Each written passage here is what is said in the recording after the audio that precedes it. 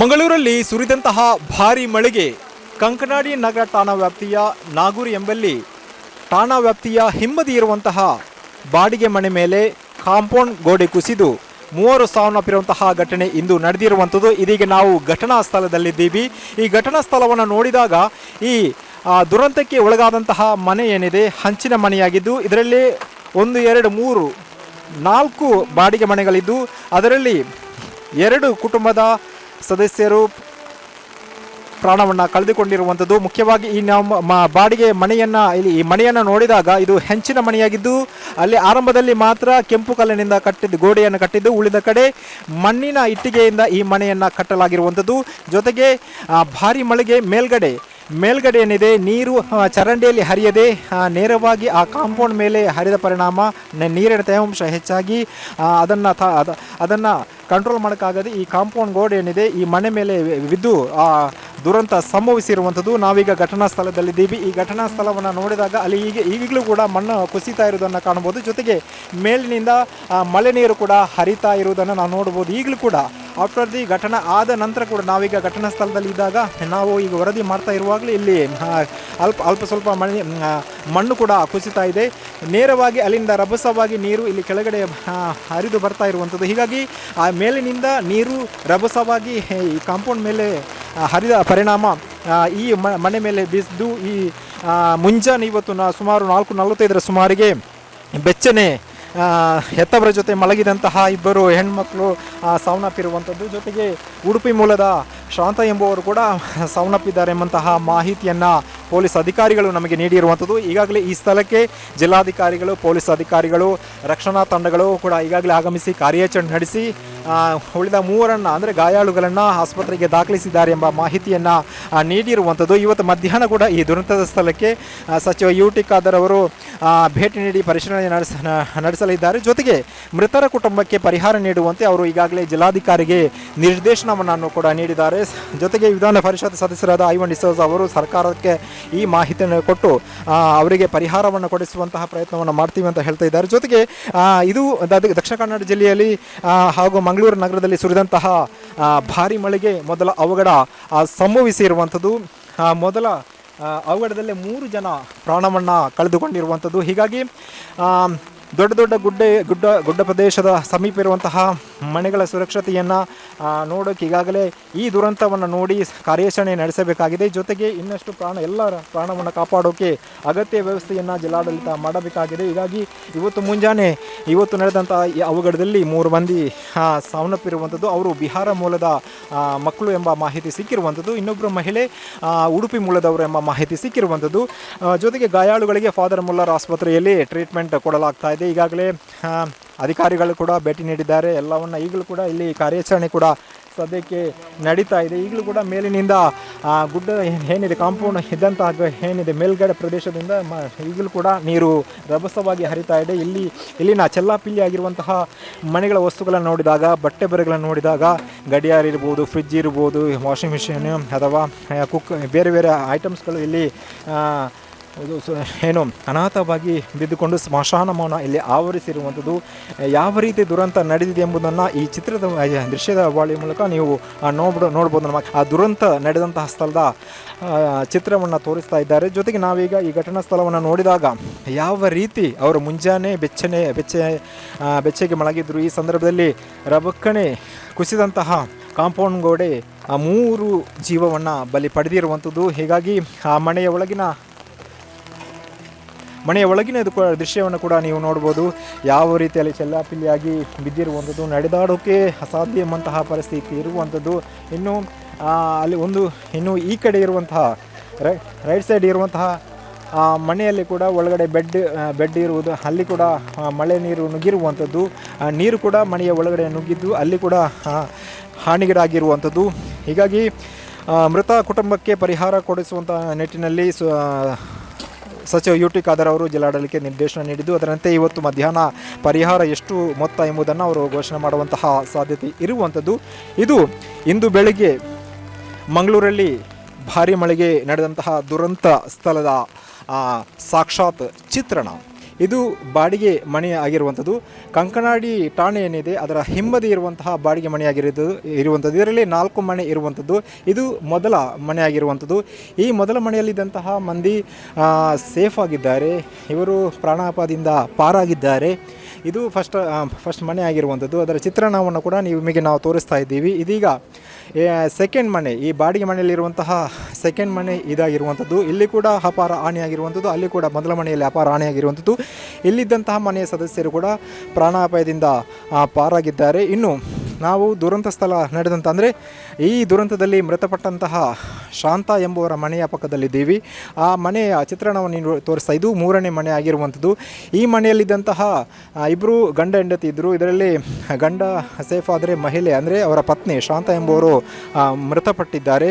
ಮುಖ್ಯವಾಗಿ ಈ ದುರಂತದಲ್ಲಿ 4ನೇ ಮನೆ ಸಾವನ್ನಪ್ಪಿದಂತಹ ಇಬ್ಬರು ಮಕ್ಕಳು ಸಾವನ್ನಪ್ಪಿದಂತಹ ಮನೆ ಇದಾಗಿರುವಂಥದ್ದು. ಇವರು ಬಿಹಾರ ಮೂಲದವರು. ಇಲ್ಲಿ ಕೆಲಸದ ನಿಮಿತ್ತ ಈ ಬಾಡಿಗೆ ಮನೆಯಲ್ಲಿ ಇಲ್ಲಿ ವಾಸಿಸ್ತಾ ಇದ್ದರು. ಈ ದುರಂತ ಈ ಒಂದು ಮನೆಯಲ್ಲಿದ್ದಂತಹ 7 ವರ್ಷದ ಅನಾಮಿಕಾ ಹಾಗೂ 3 ವರ್ಷದ ತನು ಎಂಬಂತಹ ಮಕ್ಕಳು ಆ ಕಾಂಪೌಂಡ್ ಗೋಡೆ ಕುಸಿತದಿಂದ ಮೃತಪಟ್ಟಿರುವಂಥದ್ದು. ಆ ಮನೆಯ ಒಳಗಿನ ಚಿತ್ರಣವನ್ನು ಕೂಡ ನೀವು ನೋಡ್ಬೋದು. ಯಾವ ರೀತಿ ಇಲ್ಲಿ ಆ ದುರಂತದ ಕಥೆಯನ್ನು ಹೇಳ್ತಾ ಇರುವಂತಹ ದೃಶ್ಯವನ್ನು ಕೂಡ ನೀವು ನೋಡ್ಬೋದು.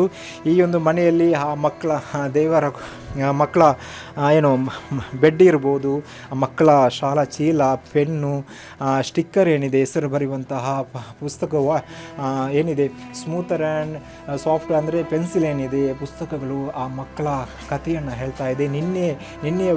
ನಿನ್ನೆ ರಾತ್ರಿಯವರೆಗೂ ಮುಗ್ಧವಾಗಿ ತನ್ನ ತಂದೆ ತಾಯಿಯ ಜೊತೆ ಮುದ್ದಾಡಿ ಆಟ ಆಡಿ ಮಲಗಿದಂತಹ ಇವತ್ತು ಆ ಮಕ್ಕಳು ಇಬ್ಬರು ಮಕ್ಕಳು ಸಾವನ್ನಪ್ಪಿರುವಂಥದ್ದು.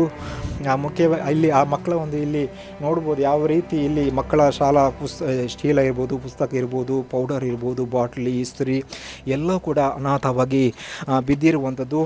ಮನೆಯ ಒಳಗಿನ ಚಿತ್ರಣ ಒಂಥರ ನೋಡುವಾಗ ಕಣ್ಣೀರು ಬರುತ್ತೆ. ಫ್ರಿಜ್ಜಿ ಇರ್ಬೋದು ಮತ್ತು ಈ ಮನೆಯ ಒಳಗಿನ ಎಲ್ಲ ವಸ್ತುಗಳು ಹಾನಿಗೆ ಒಳಗಾಗಿರುವಂಥದ್ದು. ಈ ಹಿಂದೆ ಅಂದರೆ ಆ ಮನೆಯ ಹಿಂಬದಿ ಕಾಂಪೌಂಡು ಕುಸಿದಂತಹ ಸ್ಥಳವನ್ನು ನೀವು ನೋಡ್ಬೋದು. ಅದರ ಮೇಲ್ಗಡೆ ಕೂಡ ಒಂದು ಮನೆ ಇದೆ, ಅಲ್ಲಿ ಕೂಡ ಅಪಾಯದ ಸ್ಥಿತಿ ಇರುವಂಥದ್ದು. ಒಂದು ವೇಳೆ ಇದಕ್ಕೆ ಕೂಡ ಈ ಕಾಂಪೌಂಡ್ ಕುಸಿದ ಸ್ಥಳ ಏನಿದೆ ಅದರ ಮೇಲ್ಗಡೆ ಮತ್ತೊಂದು ಈ ಕಡೆ ನಾವು ನೋಡುವಾಗ 2 ಮನೆಗಳು ಇಲ್ಲಿ ಕಾಣ್ತಾ ಇರುವಂಥದ್ದು, ಅದು ಕೂಡ ಅಪಾಯದ ಸ್ಥಿತಿಯಲ್ಲಿ ಇರುವಂಥದ್ದು. ಹೀಗಾಗಿ ಆ ಮನೆಯವರನ್ನ ರಕ್ಷಣೆ ಮಾಡೋಕ್ಕೆ ಕೂಡ ಸೂಕ್ತ ವ್ಯವಸ್ಥೆ ಮಾಡಬೇಕಾಗಿದೆ. ಇದು ಮನೆಯ ಹಿಂಬದಿ ಕಾಂಪೌಂಡ್ ಗೋಡೆ ಏನಿತ್ತು, ಮಳೆಯ ಮೋಸ್ಟ್ಲಿ ನೀರಿನ ರಭಸದಿಂದ ಅದು ಕಂಟ್ರೋಲನ್ನು ತಾಳಲಿಕ್ಕೆ ಆಗದೆ ಆ ಕಾಂಪೌಂಡ್ ಏನಿದೆ ಈ ಹಂಚಿನ ಮನೆಗೆ ಬಿದ್ದು ಈ ರೀತಿ ದುರಂತ ಅವಘಡ ಆಗಿರುವಂಥದ್ದು. ಸ್ಥಳೀಯರು ಇಲ್ಲಿನ ನಿವಾಸಿಗಳು ಹೇಳುವ ಪ್ರಕಾರ ಈ ಮನೆಯನ್ನು 1 ವರ್ಷದ ಮುಂಚೆ ಅವರು ರಿಪೇರಿ ಮಾಡಿದರು, ಸರ್ವಿಸ್ ಎಲ್ಲ ಮಾಡಿದ್ದರು. ಆದರೆ ಕಾಂಪೌಂಡ್ ಗೋಡೆ ಏನಿದೆ ಇದ್ದಕ್ಕಿದ್ದಂತೆ ಮನೆ ಮೇಲೆ ಕುಸಿದು ಈ ರೀತಿ ದುರಂತ ಸಂಭವಿಸಿರುವಂಥದ್ದು. ಇಲ್ಲಿ ನೀವು ಮಕ್ಕಳ ಇವತ್ತು ಸಾವನ್ನಪ್ಪಿದಂತಹ ಆ ಇಬ್ಬರು ಪುಟ್ಟ ಮಕ್ಕಳ ಮನೆ ಇದೆ, ಅಲ್ಲಿ ಇಲ್ಲಿನ ಮನೆಯಲ್ಲಿದ್ದಂತಹ ಬಟ್ಟೆ ಬರೆಗಳು ಇದೆ, ಕೊಡೆ ಇದೆ, ಎಲ್ಲವೂ ಇದೆ. ಎಲ್ಲವೂ ನೋಡುವಾಗ ತುಂಬ ನೋವಾಗ್ತಾ ಇದೆ. ಈ ದುರಂತದ ಚಿತ್ರಣವನ್ನು ನೀವು ಇಲ್ಲಿ ನೋಡ್ತಾ ಇದ್ದೀರಿ. ಯಾವ ರೀತಿ ಈ ದುರಂತ ಇವತ್ತು ಮುಂಜಾನೆ ಮಂಗಳೂರಲ್ಲಿ ನಡೆದಿದೆ ಎಂಬುದರ ಚಿತ್ರಣವನ್ನು ನಿಮಗೆ ನಾವು ನೀಡ್ತಾ ಇದ್ದೀವಿ. ಕಾಂಪೌಂಡ್ ಗೋಡೆ ಕುಸಿದಂತಹ ಮನೆಯ ನಿವಾಸಿ ಅವರು ಮಹಿಳೆ ನಮ್ಮ ಜೊತೆಗಿದ್ದಾರೆ. ಮೇಡಮ್, ನಿಮ್ಮ ಹೆಸರೇನು? ಈ ಬಾಡಿಗೆ ಮನೆಯಲ್ಲಿ ನೀವು ಎಷ್ಟು ವರ್ಷದಿಂದ ವಾಸಿಸ್ತಾ ಇದ್ರಿ? ಈ ಘಟನೆ ಯಾವಾಗ ಆಯಿತು? ನಿಮಗೆ ಹೆಂಗೆ ಅದು ಗೊತ್ತಾಯಿತು? ಸರ್, ನನ್ನ ಹೆಸರು ಗೀತಾ ಅಂತ. ನಾವು ಬಾಡಿಗೆ ಇಲ್ಲಿ ಒಂದು 13 ವರ್ಷ ಆಯಿತು. ಅಂದರೆ 4:15 ಗಂಟೆ ಆಗುವಾಗ ಒಂದು ಶಬ್ದ ಕೂಡ ಬಂತು. ಆಮೇಲೆ ಹಂಚಿದ್ದು ತುಂಡು ನನ್ನ ಗಂಡನ ಕಾಲಿಗೆ ಬಿತ್ತು. ಆಗ ಒಮ್ಮೆಲೆ ಬೊಬ್ಬೆ ಹಾಕಿದ್ರು. ಅದಕ್ಕೆ ಮತ್ತೆ ನಾವೆಲ್ಲರೂ ಎದ್ದು ನೋಡುವಾಗ ಮತ್ತೆ ವಾಪಸ್ ಹೊರಗೆ ಓಡ್ಕೊಂಡು ಬಂದ್ವಿ. ಬರುವಾಗ ಆಚೆ ಮನೆಯವರು ಕೂಡ ಓಡ್ಕೊಂಡು ಬರ್ತಾಯಿದ್ರು. ಸೆಕೆಂಡ್ ಮನೆಯವರು ಕೂಡ ಬಂದರು. 3ನೇ ಮನೆಯವರು ಎಷ್ಟು ಬಾಗಿಲು ಬಡಿದ್ರು ಅವರು ತೆಗಿತಾ ಇರಲಿಲ್ಲ, ಅದು ಆಲ್ರೆಡಿ ಬಿದ್ದಾಗಿದೆ. ಲಾಸ್ಟ್ ಮನೆಯವರು ಗಂಟೆ ಅಂತ ಓಡ್ಕೊಂಡು ಬಂದರು. 4 ಮಕ್ಕಳ ಮೇಲೆ ಅದು ಆವಾಗ ಆಲ್ರೆಡಿ ಬಿದ್ದಾಗಿದೆ ಸರ್. ಆಗಲೇ ನಾವು ಪೊಲೀಸ್ ಸ್ಟೇಷನ್ಗೆ ಹೋಗಿ, ಇಲ್ಲೇ ಪೊಲೀಸ್ ಸ್ಟೇಷನ್ಗೆ ಹೋಗಿ ಅವರಿಗೆ ಮಾಹಿತಿ ತಿಳಿಸೋ ಬೇಗ ಬಂದು ಅವರು ಬೇಗ ಇದು ಮಾಡಿದರು. ಆದರೂ ಮಕ್ಕಳ ಜೀವ ಉಳಿಸ್ಲಿಕ್ಕೆ ಆಗಲಿಲ್ಲ. 2 ಮಕ್ಕಳು ಮತ್ತು ಒಂದು ಹೆಂಗಸು ಡೆತ್ ಆಯಿತು ಅಂತ ಹೇಳಿದ್ರು. ನಿಮ್ಮ ಮನೆಯಲ್ಲಿ ನೀವು ಇಬ್ಬರೇ ಇದ್ದೀರಿ? ನಾವು ಇಬ್ಬರು ಮಕ್ಕಳು 4 ಜನ ಇದ್ವಿ. ಇಲ್ಲ, ಶಬ್ದ ಆಯ್ತಲ್ವ ಸರ್. ಶಬ್ದ ಆಗುವಾಗ ಆಮೇಲೆ ನನ್ನ ಹಸ್ಬೆಂಡಿದ್ದು ಕಾಲಿಗೆ ಸ್ವಲ್ಪ ಹಂಚಿದ್ದು ತುಂಡು ಬೀಳುವಾಗ ಅವರಿಗೆ ಎಚ್ಚರಾಗಿ ಬೊಬ್ಬೆ ಹಾಕಿ ಮತ್ತು ವಾಪಸ್ ಹೊರಗೆ ಓಡ್ಕೊಂಡು ಬಂದ್ವಿ ನಾವು 4 ಜನ ಕೂಡ. ಮತ್ತು ನಾವು ಹೊರಗೆ ಓಡ್ಕೊಂಡು ಬರುವಾಗ ಆ ಮನೆಯವರು ಕೂಡ ಎಲ್ಲ ಓಡ್ಕೊಂಡು ಬಂದರು, ಸೆಕೆಂಡ್ ಮನೆಯವರು, ಥರ್ಡ್ ಮನೆಯವರು ಆ ಥರ. ಲಾಸ್ಟ್ ಮನೆಯವರು ಕೂಡ ಗಂಡ ಹೆಂಡತಿ ಓಡ್ಕೊಂಡು ಬಂದರು. ಮಕ್ಕಳು ಮಾತ್ರ ಅಂದರೆ ಅವರಿಗೆ ಮಣ್ಣು ಬಿದ್ದಿತ್ತು ಆಲ್ರೆಡಿ ಅವರ ಮೇಲೆ, ಅವರಿಗೆ ಬರಲಿಕ್ಕೆ ಆಗಲಿಲ್ಲ ಹಾಗೆ. ಅಂದರೆ ಈಗ ಅಲ್ಲಿ ಮೇಲ್ಗಡೆ ನೀರು ಏನಿದೆ ರಭಸವಾಗಿ ಕೆಳಗಡೆ ಹರ್ತಾ ಇತ್ತು, ಅಂದರೆ ಅಲ್ಲಿ ವ್ಯವಸ್ಥೆ ಮಾಡಿರಲಿಲ್ವ? ಅದು ಬರೀ ಆ ಕಡೆ ನೀರು ಅಷ್ಟೇನು ಹೋಗ್ತಾ ಇಲ್ಲ ಅಂತ ಹೇಳ್ತಿದ್ದಾರೆ. ಬರೆದು ಪೈಪ್ ಹಾಕಿದ್ದಾರೆ, ಆ ಪೈಪಲ್ಲಿ ಬರ್ತಾ ಇತ್ತು ನೀರೆಲ್ಲ, ಆದರೂ ಆಚೆ ಏನು ನೀರು ಅಷ್ಟೇನು ಹೋಗ್ತಾ ಇರಲಿಲ್ಲ ಅಂತ ಹೇಳ್ತಾರೆ. ನಿಮಗೆ ಉಳಿದುಕೊಳ್ಳೋಕೆ ಏನಾದರೂ ವ್ಯವಸ್ಥೆ ಮಾಡಿದ್ದಾರೆ? ಸದ್ಯಕ್ಕೆ ಈಗ ಏನು ಹೇಳಿಲ್ಲ ಸರ್, ನೋಡಬೇಕಷ್ಟೇ. ಈಗ ಬೆಳಿಗ್ಗೆ DC ಅವರು ಬಂದಿದ್ದರು, ಅದು ಹೇಳಿರ್ಬೋದು ಮೋಸ್ಟ್ಲಿ ಸರ್, ನಾನಲ್ಲಿ ಇರಲಿಲ್ಲ, ಆಚೆ ಈಚೆ ಇದ್ದೆ. ಏನು ಹೇಳಿದ್ರು ಅಂತ ಗೊತ್ತಿಲ್ಲ ಸರ್. ವೇದವ್ಯಾಸ ಕಾಮತ್ ಹೇಳಿದ್ರಂತೆ ನೋಡುವ ಇದು ಮಾಡುವ ಅಂತ. ಈಗ ನಿಮ್ಮ ಊರಲ್ಲಿ ಮಂಗಳೂರಿನ? ನಮ್ಮದು ಮಂಗಳೂರೇ, ಇದು ಉಪ್ಪಿನಂಗಡಿ. ಉಪ್ಪಿನಂಗಡಿ ಹೌದು. ಮೃತಪಟ್ಟಂಥ ಇಬ್ಬರು ಮಕ್ಕಳೇನಿದ್ದಾರೆ, ನೀವು ಡೈಲಿ ನೋಡ್ತಾ ಇದ್ದೀರಿ? ಡೈಲಿ ನೋಡ್ತಿದ್ದೀವಿ. ನನ್ನ ಮಗಳ ಕ್ಲಾಸ್ಮೇಟ್ ಒಬ್ಬಳು ಸರ್, ಅವರು ಒಟ್ಟಿಗೆ ಸ್ಕೂಲಿಂದ ಸಂಜೆ ಬರುವಾಗ ಒಟ್ಟಿಗೆ ಬರ್ತಾರೆ, ಬೆಳಿಗ್ಗೆ ಹೋಗುವಾಗ ಅವರ ಮಕ್ಕಳನ್ನ ಅವರ ಅಪ್ಪ ಕರ್ಕೊಂಡು ಹೋಗ್ತಾರೆ, ನನ್ನ ಮಗಳನ್ನ ನನ್ನ ಹಸ್ಬೆಂಡ್ ಕರ್ಕೊಂಡು ಹೋಗ್ತಾರೆ. ಸಂಜೆ ಬರುವಾಗ ಎಲ್ಲ ಮಕ್ಕಳು ಒಟ್ಟಿಗೆ ಬರೋದು, ಒಟ್ಟಿಗೆ ಆಟ ಆಡೋದು, ಒಟ್ಟಿಗೆ ಟ್ಯೂಷನ್ ಎಲ್ಲ ಹೋಗ್ತಾರೆ ಸರ್. ಅವರು ಒಟ್ಟಿಗೆ ಇದ್ದರು, ಎಲ್ಲ ಒಟ್ಟಿಗೆ ಇರುವವರು ನಾವು. 4 ಮಕ್ಕಳು? 4 ಮಕ್ಕಳು, ಅದರಲ್ಲಿ 2 ಮಕ್ಕಳು ಡೆತ್ ಅಂತ ಹೇಳಿದರು. 2 ಮಕ್ಕಳು, ಮತ್ತೊಬ್ಬರು? ಮತ್ತು ಅವರು ಈಗ ಹಾಸ್ಪಿಟಲಲ್ಲಿ ಇದ್ದಾರೆ ಸರ್, ಏನು ಅಂತ ಗೊತ್ತಿಲ್ಲ ನನಗೆ, ಏನು ಎತ್ತ ಅಂತ ಹಾಗೆ. ಮತ್ತು ಈ ಕಡೆ ಮನೆಯವರು ಅದೇ ಹೆಂಗಸು ಒಂದು ಡೆತ್ ಆಗಿದೆ ಸರ್, ಅದು ಥರ್ಡ್ ಮನೆಯವರು ಶಾಂತ ಅಂತ. ಅವರ ಹಸ್ಬೆಂಡಿಗೆ ಅದೇ ಸ್ವಲ್ಪ ಗಾಯಗಳಾಗಿರಬೇಕು ಮೋಸ್ಟ್ಲಿ, ಹಾಸ್ಪಿಟಲಲ್ಲಿ ಟ್ರೀಟ್ಮೆಂಟ್ ತಗೊಳ್ತಿದ್ದಾರೆ. ಈಗ ದುರಂತ ನಡೆದು ಹೋಗಿದೆ, ಜಿಲ್ಲಾಡಳಿತಕ್ಕೆ ಅಥವಾ ಸರ್ಕಾರಕ್ಕೆ ನೀವೇನು ಈಗ ನಿಮಗೆ ಏನಾಗಬೇಕು ಅಂತ ವಿನಂತಿ ಮಾಡ್ತೀವಿ? ಸರ್ ಏನು ಮಾಡೋದು, ಹಾಗೆ ಹೋಗಿದೆ, ಇನ್ನೂ ಆ ಥರ ಆಗದೆ ಹಾಗೆ ಸ್ವಲ್ಪ ಅವರು ಜಾಗೃತಿ ವಹಿಸಿದರೆ ಒಳ್ಳೆಯದು ಅಂತ ಅನ್ನಿಸ್ತದೆ. ದುರಂತ ನಡೆದ ಕುರಿತು ಪ್ರತ್ಯಕ್ಷದರ್ಶಿಗಳ ಸ್ಥಳೀಯರ ಮಾತನ್ನು ನಾವು ಕೇಳೋಣ. ಸರ್, ನೀವು ಇಲ್ಲೇ ಇರೋದು, ನಿಮ್ಮ ಹೆಸರು ಏನು? ಮನೆ ಇದೆ, ಅದೇ ಫಸ್ಟ್ ಮನೆ. ಆಯಿತು, ಓಕೆ. ನಂದು ಜಯರಾಮ್. ನೀವು ಇಲ್ಲಿ ಎಷ್ಟು ವರ್ಷದಿಂದ ಇಲ್ಲಿ ವಾಸ? 12 ವರ್ಷದಿಂದ ಇದ್ದೇನೆ. ಅಂದರೆ ಎಷ್ಟು ಗಂಟೆ, ಮುಂಜಾನೆ ಎಷ್ಟು ಗಂಟೆಗೆ? 4:15 ಟೈಮಿಗೆ ಬಿತ್ತ ಸೌಂಡ್ ಬಂತು. ಮತ್ತು ನೋಡುವಾಗ ಫುಲ್ಲು ಆಚೆಯಿಂದ ಫುಲ್ಲು ಲಾಕ್ ಆಗಿ ಮಣ್ಣೆಲ್ಲ ಮನೆಯೊಳಗೆ ಬಿದ್ದಿತ್ತು. ಆಮೇಲೆ ನಾನು ಓಡಿಕೊಂಡು ಮಕ್ಕಳನ್ನು ಎಬ್ಬಿಸ್ಕೊಂಡು, 2 ಮಕ್ಕಳು ಒಟ್ಟಿಗೆ ಮಲಗಿದ್ದೆವು. ಅಲ್ಲಿಂದ ಎಬ್ಬಿಸ್ಕೊಂಡು ಸೀದಾ ಹೊರಗಡೆ ಕರ್ಕೊಂಡು ಬಂದೆ. ಆಚೆ ನೋಡುವಾಗ, ಆಚೆ ಮನೆಯೆಲ್ಲ ನೋಡುವಾಗ ಎಲ್ಲ ಮನೆ ಎಲ್ಲ ಒಂದು ಥರದ್ದು ಮನೆ ಒಳಗಡೆ ಬಿದ್ದಿದ್ದರು. ಅವರನ್ನು ಮತ್ತೆ ಇದು ಮಾಡಿ ಪೊಲೀಸ್ನವರಿಗೆ ಇನ್ಫಾರ್ಮ್ ಮಾಡಿ ಸ್ಟೇಷನಿಂದ ಎಲ್ಲ ಹೆಲ್ಪ್ ಮಾಡಿ ಅವರು ಫೈರ್ ಸರ್ವಿಸ್ ಎಲ್ಲ ಅರ್ಜೆಂಟಾಗಿ ತರಿಸಿ ಎಲ್ಲ ಲಿಮಿಟಾಗೆಲ್ಲ ಇದು ಮಾಡಿದ್ದಾರೆ. ಎಲ್ಲ ಹೆಲ್ಪ್ ಮಾಡಿಕೊಂಡು ಕೆಲಸ ಎಲ್ಲ ತೆಗೆಸಿ ಕಳಿಸಿ. ಈಗ ಮನೆಯನ್ನು ನೋಡಿದಾಗ ಅಲ್ಲಿ ಇಟ್ಟಿಗೆ ಅಂದರೆ ಮಣ್ಣಿನ ಇಟ್ಟಿಗೆಯಿಂದ ಕಟ್ಟಿರುವಂಥದ್ದು, ಸ್ವಲ್ಪ ಏನಾದರೂ ರಿಪೇರಿ ಏನೋ ಸರ್ವಿಸ್ ಇತ್ತಾ? ಇಲ್ಲ ಸರ್, ಅದು ಮುಂಚೆ 10 ವರ್ಷದ ಮುಂಚೆನೇ ಕಟ್ಟಿದ್ದೇನೆ. ಆ ಕಡೆ ಗೋಡೆ ಮನೆಯದು ಏನು ತಡೆಗೋಡೆ ಆಗಿದೆ ಅದರದ್ದು. ಆಮೇಲೆ ಇದು ಮನೆಯದು ಏನು ಪ್ರಾಬ್ಲಮ್, ಮನೆಯೆಲ್ಲ ಅಂಚೆಲ್ಲ ತೆಗೆದು 1 ವರ್ಷದಿಂದ ಮುಂಚೆ ಇದೆ ಬೇಸಿಗೆ ಕಾಲದೆಲ್ಲ ರಿಪೇರಿ ಎಲ್ಲ ಮಾಡಿ ಆಮೇಲೆ ಕೂರಿಸಿದವರು. ಏನು ಮನೆಯದ್ದೇನು ಇದು ಇದರಲ್ಲೆಲ್ಲ ಅದು ತಡೆಗೋಡೆ ಇದಾಗಿ ಒಟ್ಟಿಗೆ ಬಂದದ್ದು. ನಿಮ್ಮ ಮನೆಯಲ್ಲಿ ಎಷ್ಟು ಮಂದಿ ಇದ್ದರು? ನಾವು 4 ಜನ ಗಂಟೆ. ಮತ್ತು ಆ ಕಡೆ 4 ಮನೆಯಲ್ಲಿ. ಆದರೂ ಅವರನ್ನೇನು ಅಂದರೆ ಆ ಮಕ್ಕಳೆಲ್ಲ ಅವಶೇಷಗಳ ಅಡಿಯಲ್ಲಿ ಇದ್ದರೆ? 2 ಮನೆಯವರು ಸೇಫ್ ಆಗಿದ್ದೇವೆ, ಮಕ್ಕಳೆಲ್ಲ ಇದುವಾಗಿ ಬಂದಿದ್ದೇವೆ. ಮತ್ತು ಲಾಸ್ಟ್ ಮನೆಯವರು ಮಕ್ಕಳೆಲ್ಲ 4 ಮಕ್ಕಳು ಒಳಗಡೆ ಸಿಕ್ಕಾಕೊಂಡಿದ್ರು ಸ್ಪಾಟಲ್ಲಿ. ಅವರು ಮತ್ತು ಅವರನ್ನು ಪೊಲೀಸ್ನವರು ಬಂದು ಇದೆಲ್ಲ ಇದು ಮಾಡಿ ಸರ್ವಿಸ್ ಅವರು ಬಂದು ತೆಗೆಸೋದು. ಮತ್ತೊಂದು 2 ಹೆಂಗಸರು ಮತ್ತು ಒಂದು ಪ್ರಾಯದವರಿದ್ದರು, ಅವರು ಒಳಗಡೆ ಇದ್ದರು, ಅವರನ್ನು ಕೂಡ ಮತ್ತೆ ತೆಗೆದದ್ದು. 2 ಮಕ್ಕಳು ಇದ್ರಲ್ಲ, ಅವರ ಆ ಫ್ಯಾಮಿಲಿ ಎಲ್ಲಿಯವರನ್ನ? ಅವರು ಬಿಹಾರದವರು. ಇಲ್ಲಿ PFP ಕೆಲಸ ಮಾಡೋರು. ಮತ್ತೊಂದು ಕುಟುಂಬ ಶಾಂತ ಅವರು ಅವರು ಕೂಡ ಇಲ್ಲಿ ಕೆಲಸ ಮಾಡೋದು. ಅವರು ಬೆದರ ಲೈನ್ ಅವರದು, ಮೊನ್ನೆ ಆ ಸೈಡು, ಆದರೆ ಇಲ್ಲಿ ಕೆಲಸ ಮಾಡೋದು ಅವರು. ಅವರ ಗಂಡಂದು ಕಾಲೆಲ್ಲ ಇದಾಗಿ ಫ್ಯೂಚರ್ ಆಗಿ ಹ್ಯಾಂಡ್ ಕ್ಯಾಪ್. ಅವರು ಒಳಗೆ ಹೋದದ್ದೇನೆಂದರೆ ಹೆಂಡತಿ ಹೋದ್ರು ಅಂತ ಅವರು ಹೋಗಿರ್ಬೋದು, ಆದ್ದರಿಂದ ಒಳಗಡೆ ಸಿಕ್ಕಾಕೊಂಡಿದ್ದಾದ್ರು. ನಿಮ್ಮ ಅಧಿಕಾರಿಗಳಿಗೆ ಇಲ್ಲಿ ಎಲ್ಲ ಭೇಟಿ ನೀಡಿದರು, ಈಗ ನಿಮಗೇನ ಏನಾದರೂ ಹೇಳಿದರು?